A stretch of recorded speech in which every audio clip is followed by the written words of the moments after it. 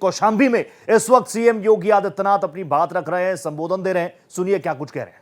मैं गया था और मैंने कहा था चलो, ये विनोद सोनकर था, मैंने कहा चलो, जितने गरीब हैं, दलित हैं, खटिक है, पासी है, हरिजन हम दलित हैं, पिछड़े, इन लोगों को मकान आवंटित करो। और अपने सामने इन लोगों ने हाथों से दे करके मेरी उपस्थिति में गरीबों को मकान पे कब्जा करवाने का काम किया। मैं केवल आपसे पूछना चाहता हूं, अगर एक गरीब का बेटा देश की संसद में पहुंच जाता है, इन माफियाओं को बुरा लगता है।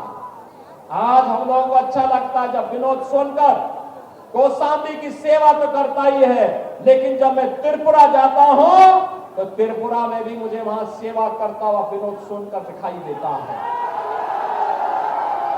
जब मैं किसी कार्यक्रम में गोवा जाता हूं तो गोवा के भाजपा कार्यकर्ताओं के साथ आपका विनोद सोनकर वहां भी खड़ा रहता है और कहता है वहां के कार्यकर्ताओं की हिम्मत से काम करो, हम तो मोदी के सिपाही हैं, मोदी जी के मिशन के लिए समर्पित हैं और अपने गरीबों के लिए, अपने दलितों के लिए, अपने वंचितों के लिए, अपने पिछड़ी जाति के भाइयों और बहनों के लिए हम कार्य करेंगे।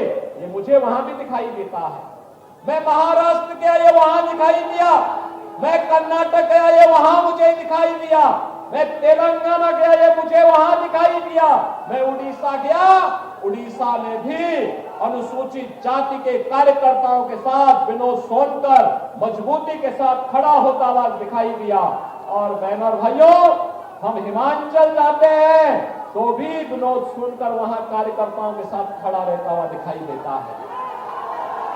आपका सांसद एक राष्ट्रीय नेता बन रहा है, राष्ट्रीय नेता बन चुका है। ये तो विकास की एक नई बहार लाने की तैयारी है कौशाम्बी के लिए। और इसलिए बहनों और भाइयों, आपका आह्वान करने के लिए आया हूं।